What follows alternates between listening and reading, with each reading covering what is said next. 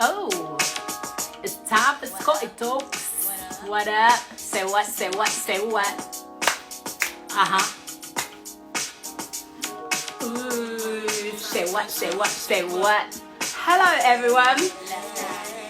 Girl, you know what's up. Ooh, say what, say what, say what? Hi, everyone. All good? I'm getting the thumbs up. Yes, I love it. How is everyone doing? Oh, I got a thumbs up from Mumsy. Shout me out. I'm shouting you out. CC_crown20. Emma, can I just say to everyone, hello Emma Barton. I've got the One Show on record because I want to see your dance. So everyone, after Scotty Talks is over, you need to go and watch the One Show because some of the Strictly, Emma, I didn't do mine. I'm really sorry. I will send mine in, but everyone's been following the big dance along. That's going to go out on Thursday for BBC's Big Night In. So Emma, I am going to watch after and see your moves. Love it, love it. Strictly crew in the house. What has everyone been up to? How was your weekend? I was trying to think what I got up to the weekend. I didn't actually do much. I think I stayed up all night Saturday to watch the Global Citizens concert. I then watched it again on Sunday. Wait, what are the best performances? If any of you lot watched it, what do you think were your best performances? I loved Jennifer Hudson, because I just want her to be my best friend anyway, so I absolutely love her. Lizzo was amazing. Who else? Hello everyone tuning in. I've got my cup of tea. Wait, none of you lot watched the concert. I can't believe it. Right, shall we get to Mum and see what? Little Mix were really good actually. I don't know why I was surprised by their performance, but I just thought it was very touching. So I thought that was good. Taylor Swift, I love Taylor Swift. Who else was on there? Oh, do you know what I actually liked? I don't know if you lot saw the YouTube version of Ellie Goulding, which surprised me because she was just playing her guitar and I just thought her singing was really good. Okay, Mum, I'm ready for some biscuits. Mum, where you at? Let's connect. Biscuit news. What is Mum gonna have for us today? Good, Mum. No pressure. Hello, babe. How are you? I'm loving that you get in the frame. You're getting better each time. I think the frame needs to come down a little bit more. Hold on. Stay there, babe. How's that? Yeah, yes, Mum. Yes, Mum. Okay, so what have we had? Oh, nice little teacup there. Yeah. So we've had custard creams. We had Jaffa cakes that weren't biscuits. We had the shortbread biscuits, a toffee crisp biscuit, which to me, I think that was definitely not a biscuit. That's chocolate. Okay, so what have you got for us? We have. Oh my days! Are they Maryland cookies? I used to love them when I was a kid. Chocolate chip. Oh, Mum, okay, you pulled it back with the chocolate chip. Absolutely loved it. Yeah. I just hope soon you're going to have to send me a load of biscuits. I'm running out. Online delivery, Mum. Online delivery. Mum, I love you. You pulled it out with those ones. Love you too. Emma saying hi to you. Say hi to Kaz. No, it's Emma. Oh, Emma. Dancing on the One Show later. Mum, love you. Love you Enjoy too, the show. Enjoy your cookies. See you later. Yes, Mum. Yes, loving the cookies. Okay, right, show and tell time. So every time I'm doing show and tell, I'm like now trying to connect it with my guests that are coming on. And then so we know the legend, my roommate of like 13 years, we were roommates together. She's in the building. Kaz, my show and tell, here it's coming up. So yeah, roommates for 13 years together. So we've gone through like ups and downs, the emotional roller coaster. We've seen each other at our best moments, our lowest moments. And she had to put up with a certain thing. So, right, this is my show and tell for you guys today. So it's my guitar, yes. I'm not going to play a tune for you, but I had to show you this show and tell because Carney had to put up with me learning to play the guitar, and bless her, every day, like we'd come back in from training and I used to be like just strumming like this, da, da, da, on repeat, and she had to put up with it. What an amazing roommate. It's Carney. Kaz, let's connect. Da, da, da. Carney. Guys, did you like my show and tell? I did. I was like, what's she going to pull out here? And then you pulled out the guitar. I was like, oh, Yeah. I was worried. Yes, Karen. How are we? Oh, do you know what? Even just seeing your face right now just makes me smile. I do miss you. Oh, 13 years we're together. I've aged you, I think, from having Jeez, I can only apologise. So, and then with the biscuits as well. I know. She brought out some good ones today. She's brought out dodgy ones, but today she pulled it back. Is she just going with the family circle and just taking a few out? Is what? Is she just taking it out the big box of the family circle and just taking it out? She loves her little segment. She loves it. Wait, but I did ask you for a show and tell, but you might struggle. Have you got anything for us, or? No, because everything's back home in Birmingham. So. Well, okay. Oh, I've got the guitar for both of us. Yeah, you can take it for both of us. Yeah, you practiced for 13 years. It should be quite good. Oh my days, Kez, how have you been? How's lockdown? Good. Yeah. Look, I ain't gonna complain. Healthy, family are okay. Touch wood. So, you know, I'm not gonna complain. You know, to see the positives, try and learn something new every day, and yeah, like just it's not an ideal situation for sure. And but you know, we just got to be positive and support the NHS and everybody and all the good that we're all trying to do. So, but all good. How about you? Do you know the same thing? How you just said, I've been playing my guitar, learning new songs. I see all your TikToks are quite good. TikToks, I do love a good TikTok. What else have I done? Learning Spanish. I've been online Spanish lessons. I've got a teacher in Mexico who I do like an hour with all the time. So that's been interesting. Some days, I swear, sometimes my brain, I get like fried and then I can't concentrate. And I feel so bad, like I'm letting her down. But no, I think just the same. I've been trying to go out exercising, but you know, my ankles. Yeah. So just trying to glass ankles. But wait, let me start with, right, because for you retired and then you were going to go and run the marathon. Yeah. Like my first year of retirement, I was like, I'm not doing anything, I'm not training, I'm not doing nothing, and you decided to go and run the marathon.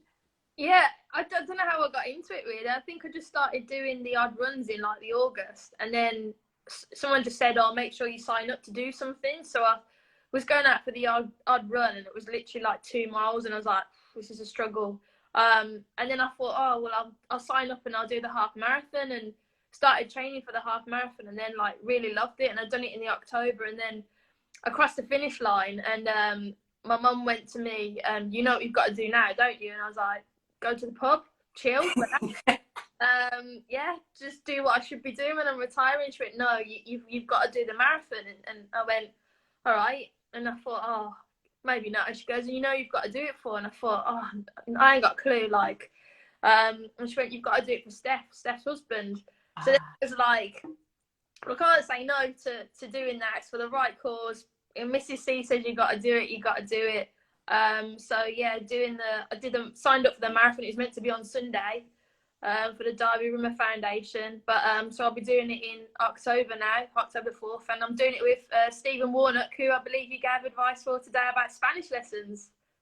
He gave me advice? Didn't he ask you about Spanish lessons? No. Where's he messaged me?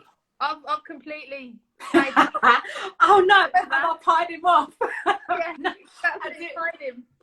I didn't receive a message, I swear, but I'll let him know though. But wait, so are you still training like in that hour slot? Are you doing like miles? Yeah, I'm doing I've gone back down to like half marathon stuff now, just like quick runs and stuff like that. As you do. Oh, so there's me like trying to fit in a couple of hill sprints, and you're like, yeah, just doing half marathons. No, you text me the other day saying you're going to do rollerblading. Yeah, you're outing me. Wait, everyone, just tuning in, right? Let me give you some context. Just before we were coming on, Kaz was like, you know, be nice to me, like room me packed or anything. And I was like, yeah, of course, Kaz. And now you're just telling everyone that I bought skates. No, I thought it was brilliant because when I went up for my hour run the other day, the hour run you're allowed, there was someone roller skating in the park, and I was like, oh, that would be Alex. So then I forgot. So then I just saw you and just realised. But something even funnier, Jill Scott's just come up on my WhatsApp and was like, Kaz was meant to bring something for show and tell. Shock, she brought nothing. Did she? Yeah. It's just come up on my screen. I'm like, love that, Gilly. And I had told her, Jill, and look, nothing. But I do get it. You're not at your house, so like it's fine up in Brum where all the stuff is, so it's all good. I did have something, but it's like Rachel Yankee's daughter named it, and Laura Bassett's daughter. I won't say their names. It's a big hit with them. So I don't have a dog because I'm not allowed one here, but I have this. Someone gave it to me. The only thing I've got is like, you know, those dog balloons. Oh yeah. Wait, have you named it? Rachel's daughter named it Bingo. Bingo. I want to call it Bingo. I thought it was brilliant.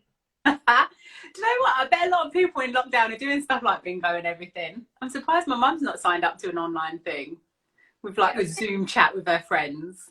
She's flying with all this technology, isn't she? I know, like, yeah, she's like framing it right and everything now. Quality. But wait, I need to ask you so many questions because the time flies by. Let's start with your retirement because, right, I find it so interesting to hear like athletes when they talk about retiring. I remember sitting with Brownie. I hadn't even retired yet, and I asked her, I was like, Brownie, like, how do you know when you're going to retire? And she at the time said to me, like, Al, you just know. And I was like, how can you just know? Like, it doesn't work like that, surely. And then it did for me, like, just that day, I knew. But for you, what was the process?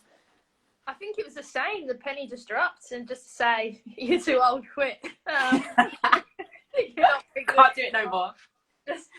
Just move on.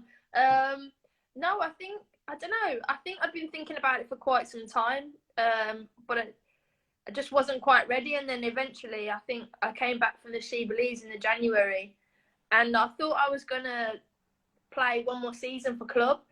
And I came back from the She Believes, and I thought, I just can't do it. I can't physically do it. I can't keep up with the travel. And I just didn't enjoy it. My body was hurting, and I just didn't have the same. I'll always have the passion and desire to do it, but I couldn't. For me, if I couldn't really push to be the best anymore, I didn't want to do it, and I didn't want to have the commitments to try and be the best all the time that you can be. Yeah. It just wasn't worth it. So I just thought, for my own like mental health and health, I'm done. Like, I don't need to push myself anymore, and I was quite happy with that decision. But and you didn't tell anyone, like your family and stuff? No, I didn't tell anyone. I told, I didn't tell my family. My sister found out on the day of the press conference, so she wasn't happy with me. And to make up for it, I said I'd get some perfume, and I still haven't bought it her. So. No show and tell, no perfume. Are you not getting like what Carney's like? Yeah. Forgetful. Yeah, but no, I just kept it. I think it was the way I was dealing with it, and I was so focused on the World Cup, because that was, you know, we've got the bronze medal, we've got the silver medal. You know, for me, it was about trying to get the gold medal that I didn't have. So I was just really focused on that, and I felt if I announced it or said anything, people might criticize me for not being focused or for having ulterior motives or for anything really. And I was just solely focused on the team and trying to be the best teammate and try and get gold. You know, it wasn't meant to be, but you know, that's for the next generation now, and be proud of the journey that we did make. And you know, 11.7 million to watch that semi-final game, you know, was amazing. So it wasn't meant to be in that aspect, but I had a fantastic time, and I'm very grateful for my career. What were your emotions in that game? Like In, knowing that was like, yeah, in the USA game or the yeah, well, again, no one knew, and you know, I think I got quite upset at the final whistle, and I think like nobody else.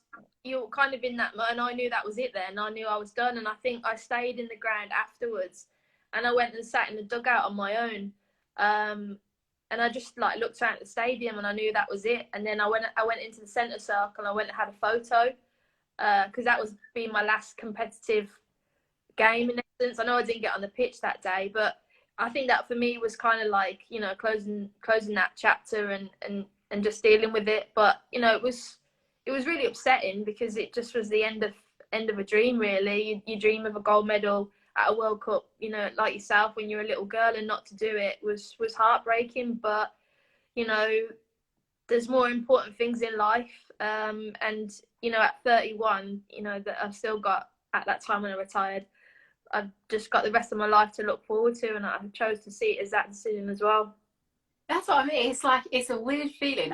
You know, it's so weird because I remember I sat in the dugout for ages, and I remember I've got a cool photo actually with Lucy, because like you lot knew that it was my last one for the Euros, and I remember just sitting in the dugout exactly the same how you're describing it. I was like, this is it. But it's like, yeah, of course you're upset, but it's an emotion that's a chapter closed. Not Yeah, like feeling sorry for yourself, or like, it's just like, that's it, like that whole chapter, and now you've got a new chapter to go into. yeah. I don't know about you, but since I've retired, it's been like a massive weight off my shoulder. Mm. And like, I don't know. I feel, it sounds weird. I feel a lot happier. I feel more relaxed, and I think just the stress and the pressure was a lot. And I think knowing that you only have a window of opportunity to try and be the best and to try and max out in every area, you literally like put everyone else and everything else to a side, and that sometimes that's not okay. uh, Yeah. and then once you make that decision, like, I feel like my eyes have opened up, and you know, it's been a great decision. So I don't know how you feel in that aspect. Well, you've gone on and smashed it and done loads of things Thanks. now, but I don't know how you felt in that as well. Do you know what? Because as you were just saying that, I was thinking, because I think out of everyone, you saw me. Like, we grew up together in that England environment. And I think now, thinking about it, sitting here, like, I think that last year, or maybe I'd say 2 years, because I think I kind of knew in 2015 after the World Cup that when am I going to retire? It's going to be soon. Like, I was going through the process. But I think you saw me kind of go into myself a lot more. Like, I'd come to England camp, but I couldn't give, like, I didn't have the personality from like all those early years, or I don't know. But I think out of everyone, because you had youngsters coming in, but you had seen what I would normally like at England camp. Yeah, I think that's when you effectively live with someone for 13 years, you get to know them in, you know, more so than any other people. So yeah, I definitely see and know different sides, which is amazing. And you know, that's a lucky thing for me to know, and to be privileged to know, and to have that relationship with you. So that's amazing. And you know, and that will stay between us, and that Yeah. really trust, and how we've connected over the last few years. And you know, that's a great thing about traveling and being in football and being on the road so much. You do build great friendships and great connections. It's mad, isn't it? How you was just saying, like, putting like into like context and everything. Like, it's just football. Like, there's more things going on in life. And I remember I asked Kelly when she came on the other day, like, who was the first person you told that you were going to retire? Kaz, you were my first person. I remember, like, I'm just telling everyone the story. I had just gone to Papua New Guinea. I was doing some work over there, and like what I saw, like, it opened up my eyes in terms of, like, I don't know, like child abuse, domestic violence, and everything, and like working with this group of girls that I was doing. And then I arrived a day, like, you guys were traveling to the Netherlands, and I was arriving the next day for training, so I wasn't missing anything. But I remember arriving, and then Mark was manager at the time, like, oh, Alex, you know what? You were going to start this game, but, you know, like, your head's everywhere else, and now you're not going to start. And in that moment, I was like, well, okay, Mark, like, I understand. I'm going to retire. Like, just like that, it came to me because of what I've just experienced. And then, like, come into football. And, like, how you said, it's like that weight lifted off your shoulder. Because the whole time, our whole concentration is football. But I knew there was more stuff going on. And I remember coming back to the room and I'm like, Kaz, I'm going to retire. And you were like, okay, I was like, really? But it's like, you were my person. Yeah, that's the part and parcel of it, isn't it? Like, just, I think when you're confined in that space for such a long period of time, you probably know you better than sometimes my own family. So we spend more time with your teammates than you do with your family, is what I mean. So it's yeah, you're gonna have those discussions, and I think you always knew what you wanted to do, and you're very focused and determined. So and it's worked out very well for you. But what about for you? So, like, you retired and then the media was there. But in terms of, like, you've done your degree in what, psychology and everything else. So then did you think, okay, I am going to go into the media?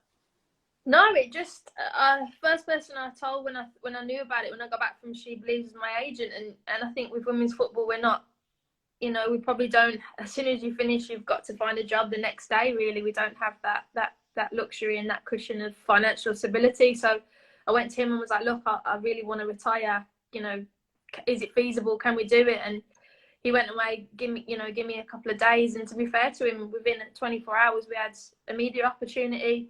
And then my mind was made up. Then I knew that was the route I was going to go into. And people saying it's lockdown, or you take things for granted, and I'm not just saying it. I haven't taken the media for granted, because I absolutely loved it. Like, I get to go to games, I get to analyse games, I get to meet amazing people, see amazing stadiums, I get to go watch football for a living. So for me, like, I never took it for granted, and I still don't. And that's probably why it's so, I miss it so much anyway, because it was literally like the dream job and the dream transition. But it was not really planned. I'd been doing it for a while, but I didn't really know. I kind of just fell into it, and I take each day as it comes. I don't know how long I'll do it for. I'm just going to enjoy it while I can, and that's just been my attitude since I've retired, really.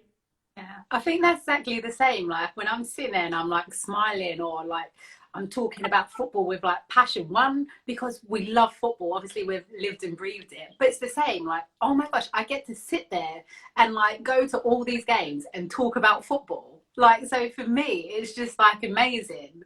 Like, we've gone from that career, but we're kind of still in sport, but just kind of, it's more relaxed. Like, in terms of we don't need to train. Yeah, exactly. It's the best transition, because yeah, you're right. Like, a lot of people are like, do you miss it? And I'm like, well, now I get to get my hit of watching the football, and my body doesn't hurt. So it's great. And so yeah, we're really lucky, and we can't complain, can we? Let's take it back. Let's reminisce. Okay, so 2000, let's go like 2005, because that was our first tournament we roomed together. Yeah. I remember, Kaz, actually our room being the room, because we had the music, the speakers, and I don't know if we were like just kind of the young new kids on the block, but everyone would come into our room. Well, I don't think it was for me, because I didn't speak for about 10 years. So I wasn't called mute for no reason. So I think it's probably more so you than me. Let's be. I just remember everyone like coming in. I think we had like Chappers, Unit, Kel would come in. And I think it's just because we're the first ones to like, well, I would carry speakers everywhere with me, because I just loved people smiling and dancing around. Wait, that just like, literally, everyone just tuning in. Did you all know Karen had to choose? Tell them the story between like dancing and football. Oh, it was an easy decision, because I can't dance. So no. Whatever, yes you can. No, I used to be a dancer when I was younger. So yeah, I not had to make a choice, but when I moved to Loughborough when I was 16, I stopped dancing then. So I danced from the age of I don't know, 4 to 16, I would say. So yeah, I did competitions and things like that, and I'd turn up to camp with fake tan and be blotchy, and Dawn Scott still rips me to this day, being all patchy and mum not knowing how to put the fake tan on properly. So yeah, and yeah, so yeah, I used to dance, and then had to went with football because I was significantly better. I've got 2 left feet when I play football, let alone dance. So yeah. Guys, she's selling herself short. Like, when we used to like have the occasional celebration after like we'd won an FA Cup final or something, Kaz has got the moves, everyone. She has got the moves. Well, Wait, does that mean you do Strictly? Kaz for Strictly, hashtag. I have no, I don't know. Yeah, you know what? It don't seem it's a great part, but I still haven't joined this TikTok. Is it? TikTok, oh my gosh, you'd smash it. It's just like dancing or doing whatever you want to do. I wouldn't know. Yeah, I've been watching them lately because everyone's like join. But I take more pleasure out of watching people. They make me laugh. You can spend hours watching these TikToks, can't you? It becomes addictive, and even trying to learn it, it can take you hours to actually learn the dance. Oh no. No, you wouldn't think I'd just been on Strictly. I still can't pick things up. I'm still like 3 beats, whatever. Look at you, Pete. The beats. No, wait, I need to talk about your football. So 2005, this one's, see, we're just reminiscing. 2005, can you describe that moment? Like, I remember it like it's yesterday, scoring against Finland for England. Yeah, well, I swore on national TV on BBC. You did? BBC, yeah? Yeah. Yeah, I think I had to go to church. Mum made me go and say I was sorry to the priest for swearing on TV. So that was great. But I don't know. It was just an amazing tournament, really. And that's why I think the home Euros, which I'm presuming will be moved. It hasn't been announced yet, I don't think. But I'm presuming that the Euros was meant to be next summer now. That'll be amazing because I remember, like, in 2005, no one really cared about women's football, but yet we still had 33,000 people at our opening game. Yeah. You know, it's unbelievable. So, and I'll just see my old S&C coach, Aaron, just pop up. Hey, Azza. Azza trained me a couple of sessions too. But yeah, no, I remember though, in 2005, because everything music-wise reminds me of you.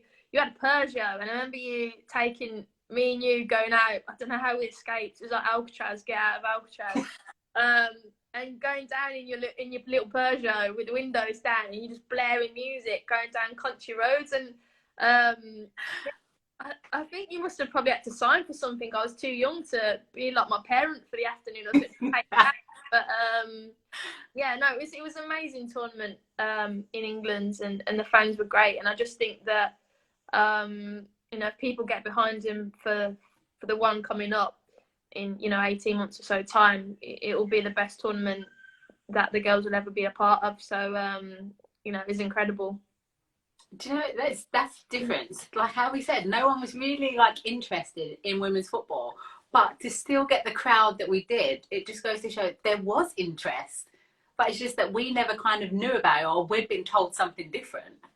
Yeah, I think, again, it's just like with the right people behind you and marketing and putting it out there and the right support, anything can be done. And I think, you know, the game's evolved and it's gone on fantastically now, and the products and the players and everyone are fantastic. So I think, I know that we both went to the Euros, the men's Euros in 16, was it? 2016? Yeah.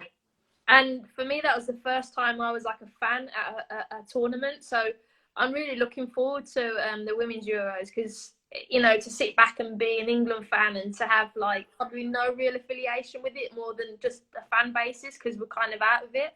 I think will be great. Sit there, have a drink, and just watch the game and just see how amazing the games come in that window will be brilliant.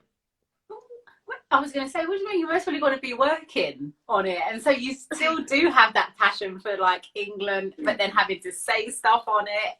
Oh God, I forgot about that. I was just going to watch football. But no, who knows? No one knows. It's still quite a long way away.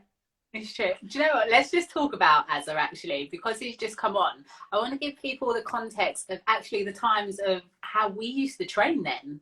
Like, yeah, in terms of having to go and do separate S&C sessions, going to do a field session, and then what? We'd only maybe train twice, and that was in the evening. Yeah, so, you know, when I was at Birmingham, we trained at 8 till 10 at night, twice a week. And then the rest of the time we were on England contract. So you was at Arsenal, you would go and you did your runs as fast as you could. I remember you did quite a lot of road running and, you know, try and blast as much as you could, and that was why your road capacity was so good. And do football sessions. And I used to do my sessions with Emily Westwood, Rachel Unit, and Laura Bassett. And we used to kind of just bunch together, and we'd all try and do coaching sessions, not coaching sessions, put on sessions down the park in our local parks. And that was how we kept fit. So probably each week we'd all take it, and who would write the session up, and then we'd all do that session fitness wise. So yeah, it was very much our heart rate monitors were our kind of our coach. Yeah.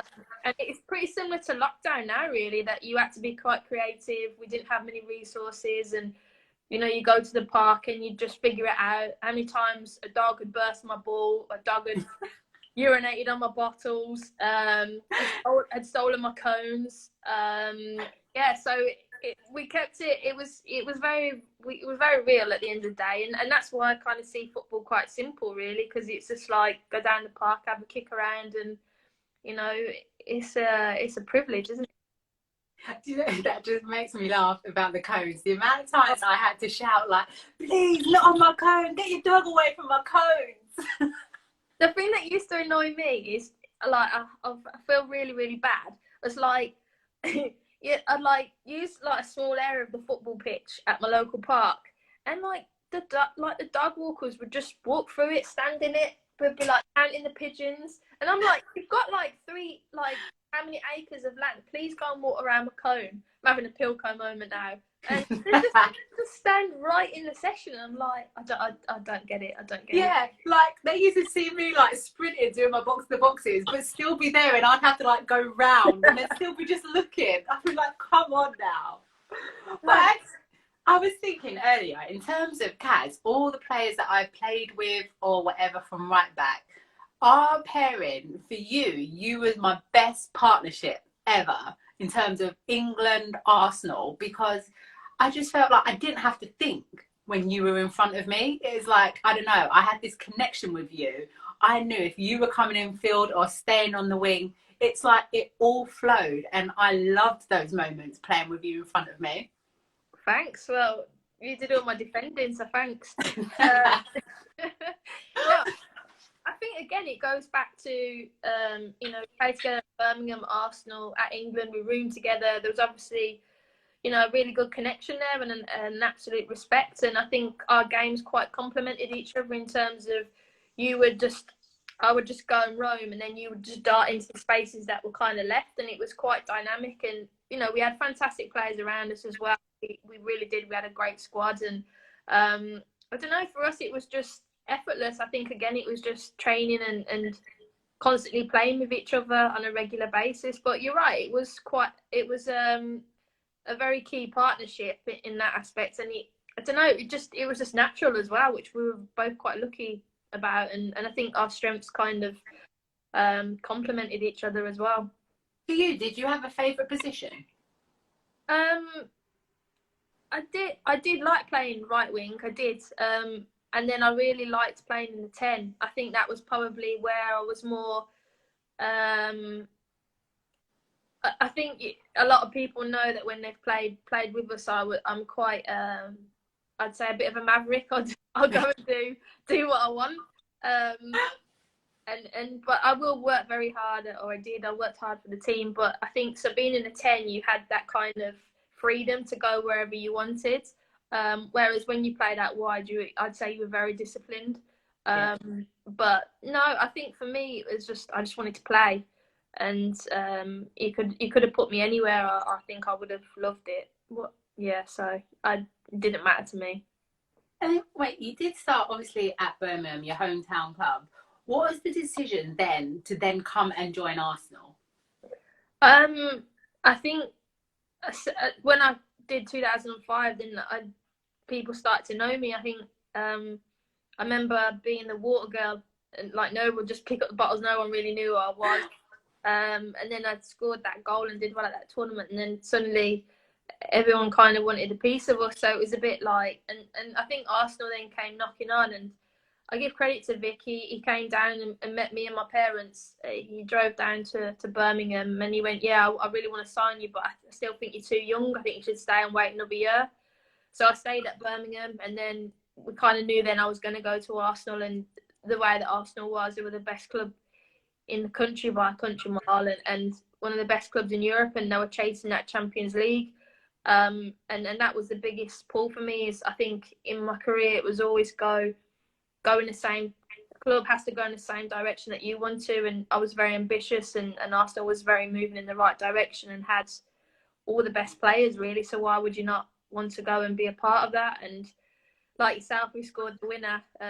You know, my first season at Arsenal, I won the quadruple, including the Champions League. So it was the right decision. It was the best decision. So, and I learned a lot from Arsenal in terms of culture, what it meant to represent the badge. And people don't realise as well that we used to take home and wash our own kits. And I think a lot of people would say, "Oh, that's like, you know, really dated." And I quite like that responsibility of, you know, respecting your kit, washing it and bringing it and being prepared, and knowing that, you know, my kit would be folded up. It meant the world to me. And I think Vic really installed some really good fundamentals. And I was only there a short time, and you're pretty much, you and Yanks and Kelly are, you know, the Arsenal crew really, aren't they? Your Arsenal spine.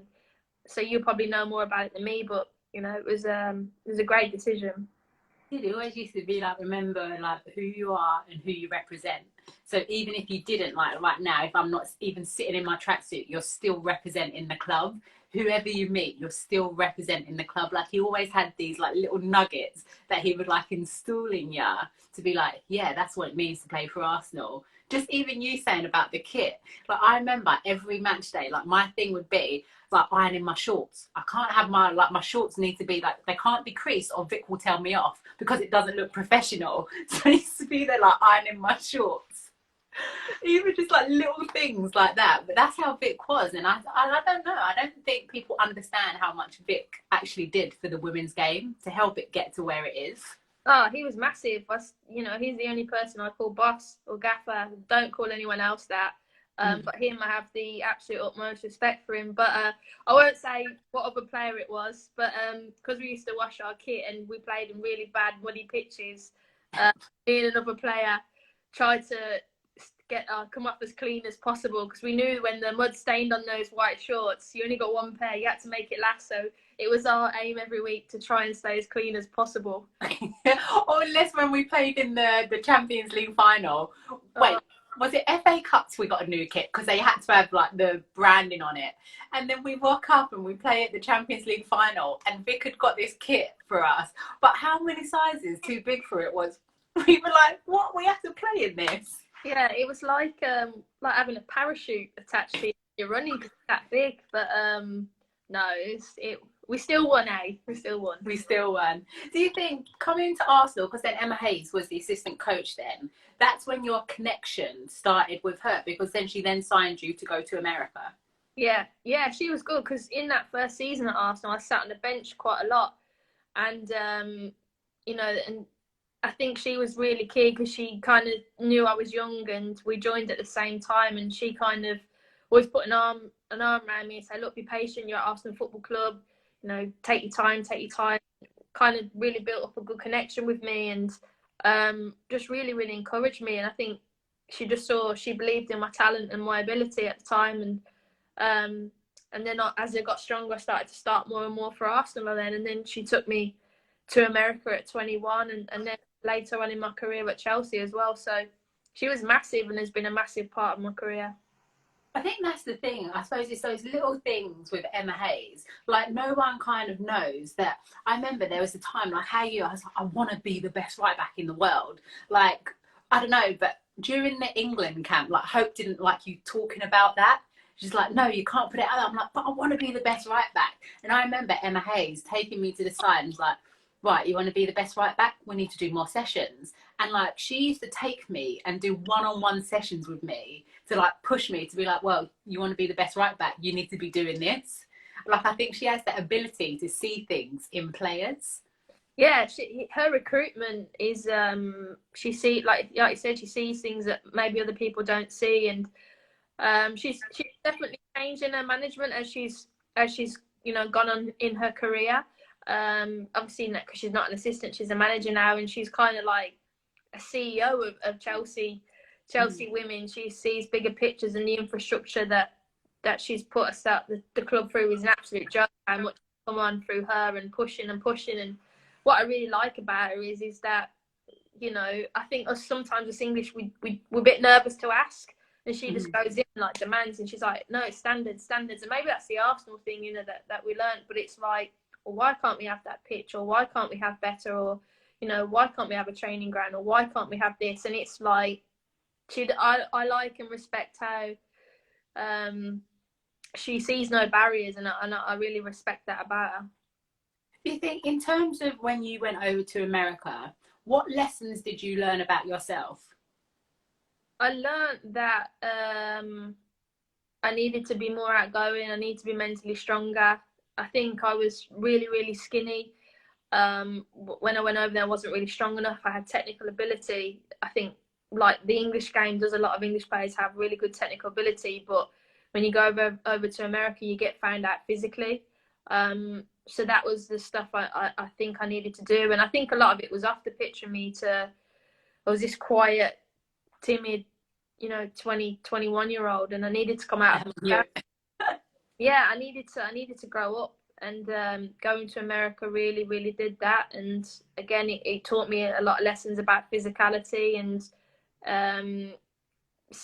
being with the best players in the world. And I think we were really lucky to play in that league at that time, and it had all the best players in it. So it was an amazing experience, and one I remember for the rest of my life. I think that's the thing. We went off and had this, like, we were playing, obviously, in the Pro League, loving it because we hadn't been professional yet. But dealing with stuff like being away from home and all the emotional stuff and everything that went on with it. And I remember us, like, because there was only, 5 of us coming back to England camp. And I remember some of the staff and Hope being like, oh, here they are, here's the big timers. Because, like, we were the pros, but then the rest of it, they weren't professional yet. But we weren't coming back having that attitude or that mentality. It's just that we were now, like, our standards, and we knew what training levels we needed to be at. Yeah, and I think, you know, it was difficult for the other girls because they were working, you know, like everyone had jobs and was working their socks off, and they wanted that opportunity. And I don't know whether us leaving kind of catapulted the league to go, we need to do something, we need to help the rest of the group to be professionals, to be the best that they can be, and get the others back. And you know, I don't know, but it was difficult, and it wasn't the rest of the group's fault, because I think everyone deserves that opportunity to train and play all the time. But you know, we were lucky, and we came back, and we had a laugh about it as well. So but I was just thinking about America. I remember texting you about my tattoo. Wait, what did you say? I was gonna get a tattoo, and I remember you saying to me in America, it was you who I text, because you were in Boston, and you were like, don't do it, Kaz, don't do it. It's there for the rest of your life. See, look at that. And that just resonated to me. Then it was you. It's your fault. I've got this for the rest of my life now. That is great movie advice. When you look back at, I don't know, all the clubs, the World Cups, Euros, like, it's so many good memories. What are the ones that stick out for you the most? I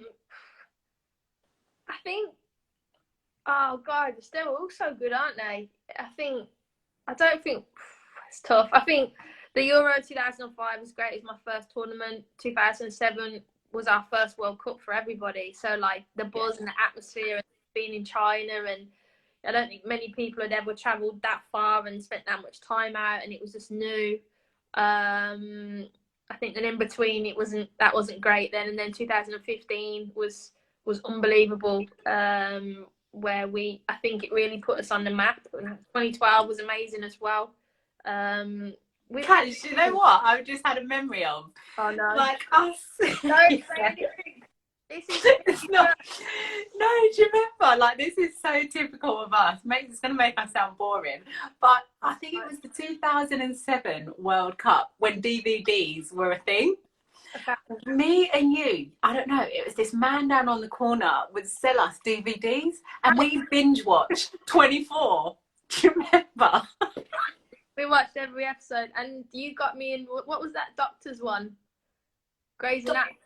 Grey's Anatomy. I remember whatever time it was in the morning, it would be 2 o'clock in the morning, and that like, what was the music? Boom, Yeah, boom on 24, and then like I'd turn over to you and be like, one more, and you'd be like, yeah. that's why we didn't win the World Cup, Alex.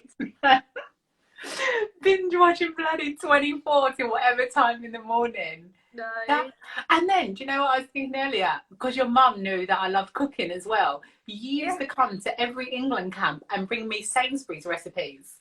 Yeah, yeah. Get a little book and give you all the recipes and stuff. Yeah, yeah, I remember that. Bless her, Mrs. C. But no, what was your favourite memory then? Do you know, I think it's the same moments. I think 2007, that feeling of qualifying for your first World Cup, you just never forget it. Like that moment was so special, I think, to all of us, and to experience it as a group of players, kind of together.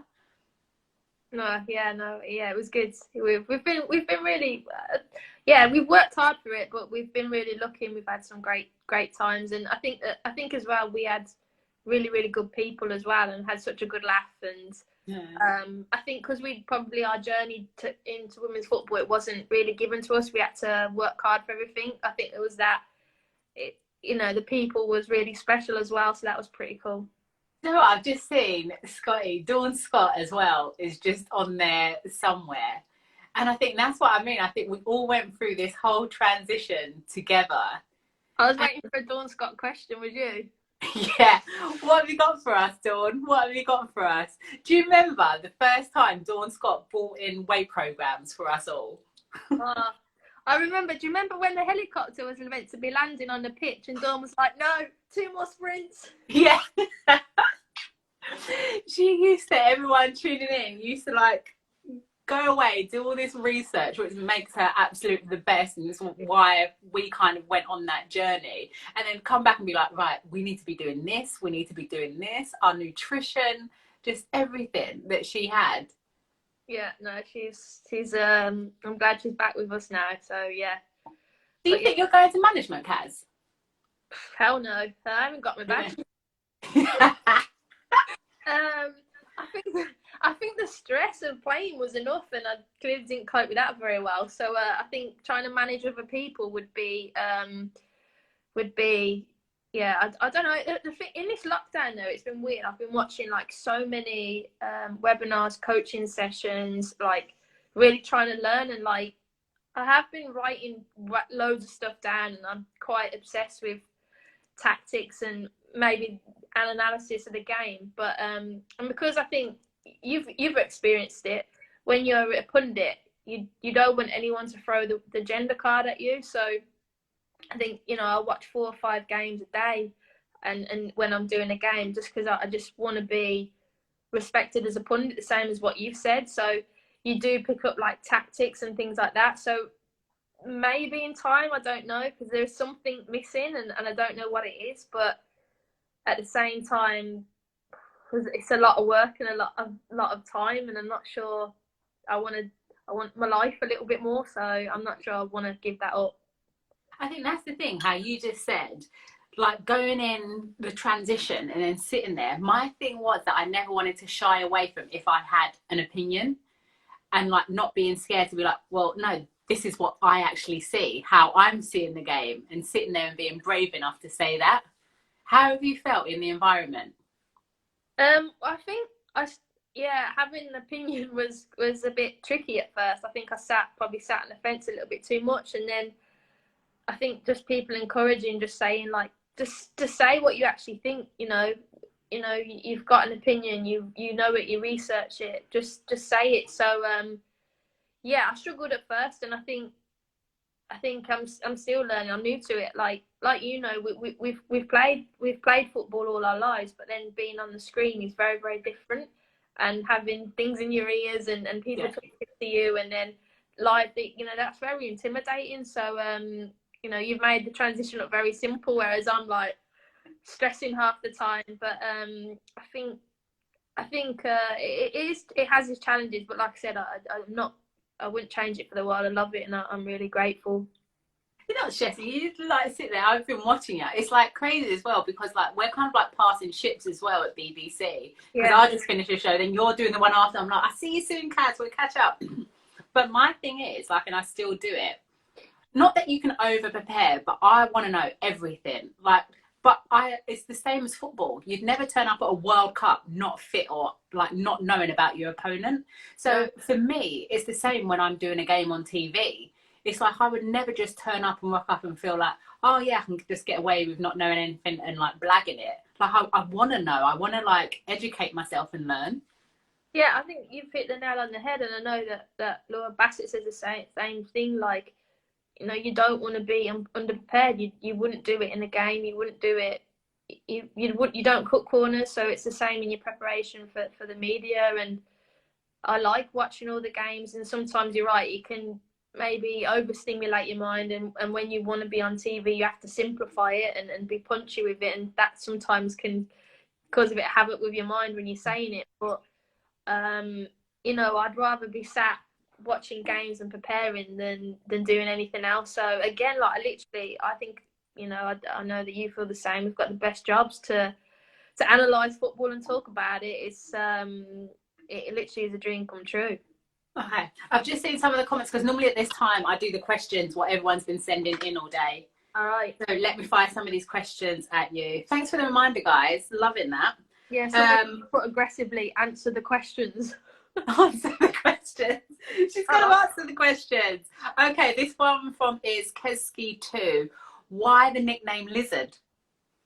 I actually called it to Claire Rafferty at the time, and she had more followers and said it to me once, and then everyone kept calling me it. But I think it's like a lizard. You know, when people go, "Oh, that's a snake," is quite aggressive, but a lizard is quite like mischievous, quite fun, but cheeky. So it's about like lizard behaviour. Hard to explain, but yeah, that's why. You've had some nicknames: Mew, Lizard, the Wizard. Yeah, and no one's ever called me my actual name, so Yeah. Only your mum when you swore in 2005. Yeah, for real. Okay, this one is from, let's do it. Oh, actually, Lois_Taylor_11. Who was your roommate after me? Well, I got moved around a bit. Did you? Hey. I was like a no. I was going to say something, but then I stopped myself. Stop it. It's before 8 o'clock. Was it 9 o'clock? One of them. But yeah, no, in the World Cup I shared with Jade Moore, so that was awesome. I knew Jade for a long time. We got on really, really well. She's a top girl, so. But yeah, I kind of moved around, and then Jade was I had the privilege of having Jade at the World Cup for the 6 weeks. So having roomies, everyone just is tuned in. It's a big thing because, like, say like Kaz, like we know each other. Like you always knew, like what side of the bed, what bed. See, I always have. When we didn't room together, I used to go in and be like, well, what does that person want? Where do they want to be? Or like, what bed do they want?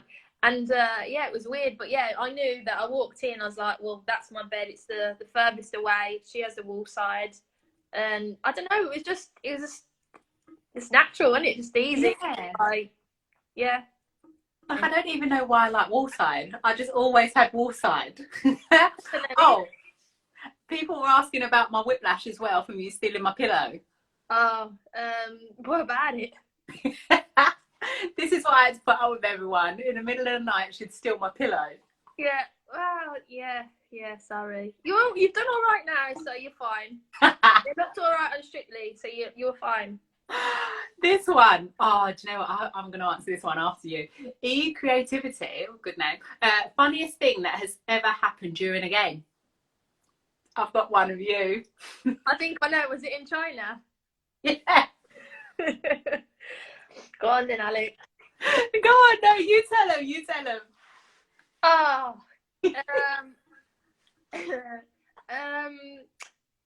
we went abroad to China, and yeah, sometimes you have a bad stomach, but we were playing a game against China, and the game was going on, and I was like, I feel like I really need to get off the pitch very quickly. but couldn't, so I had to go down, fake an ankle injury, and then the referee clearly knew I didn't have an ankle injury because I ran straight off the pitch. Went to go to the female toilet, which was not open at the time, and then found something, and then and at the time Facebook had just started, so everyone kept putting toilet rolls on my Facebook profiles. So yeah, thanks for that. You know, I just remember, I'm like, because obviously you were in front of me, I'm like, where's she gone? And then like disappeared, and then literally then I see you like standing next to Hope asking to come back on. It's like, oh, okay, I understand. Yeah. Thanks for bringing me out there, Alex. Appreciate that. It wasn't my question. I was just reading out the questions. Kaz, it's nearly time. I've got to let you go. Thank you so much for coming on. Thank you for having me. I feel like I didn't even ask you much. Like, I feel like we've just chatted away like we're just on the phone. Yeah, I apologise to everybody else then. Yeah. Sorry, everyone. You've just been listening like our phone conversation. Later or something, or whatever people do. Yeah, with Defo. Kaz, have a good evening. Thank you, you legend. Bye, mate. Speak to you soon. Bye. Bye.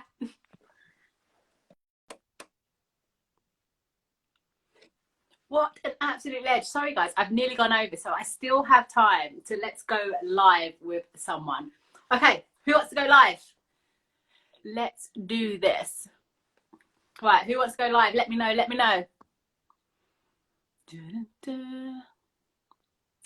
Okay, let's see who we have. I'm just going to flick through. Okay, right, let's see if this one works. Going live. 3, 2, 1. Sorry. Missed it. Okay. Oh. Okay, next up. Who we got? Waiting. 3, 2. You're asking to go live, and you're not picking up. Ooh. Choose me. There you go. Third time lucky. We haven't got long because we're going to get locked off at Instagram very soon. This one's connecting. Yay! Hiya. Hello there. Hiya. What's your name? Yeah, I'm Cvetomir from Bulgaria. Oh, thank you for tuning in. How are you doing? You alright? We are good. And you? Yeah, so far in this unprecedented time at the moment. How's lockdown in Bulgaria? Actually, I'm in London now. Oh, you're in London? Oh. Yeah. Okay. And Staying you follow home. football? Of course, I'm a big Arsenal supporter as well. Hey! Wait, what do you think about Arsenal at the moment? Tell me. I mean, overall for the season, it's not the best season so far. And but with Mikel Arteta, I think we have some improvements. And if we finish the season, could get the better position at the moment. Yeah. Are you impressed with what he's going to do, though? Sorry? Are you impressed with Arteta, what he's done so far? Oh yeah, of course. I mean, compare with Emery period, I think he's doing better. Mm-hmm. You can see even the players start perform better under him, so he knows what he's doing. What do you think is missing at Arsenal? What do we need? I think we miss the passion from the past. You know, from like what players? Tell me. Yeah, the players. Yeah, I mean they have to understand more what does it mean the badge to play for Arsenal, and you know, to show more how I can say, like you know, we had great players, and at the moment they don't show this kind of skills what we used to see on the past. Skills. I didn't have much skills as a player. I was just a runner, me. Yeah. I've got to say, I've got to let you go because Instagram is going to lock us off very soon. Okay. So thank you for joining. All the best. Take care. Oh, if you send me a thing, I can send you a signed photo. If you send me a DM of your address. Okay, absolutely. Thank you very much. I appreciate Have it. a good evening. Thank you. Bye-bye. Bye. Seriously, guys, I didn't have any skills. I had a step over and that was about it. Who said Tony Adams? We missed the Invincibles. I've got, have a look. Oh, we've only got like 5 seconds remaining. Guys, thank you for tuning in to Scotty Talks. I need to go and watch the One Show now.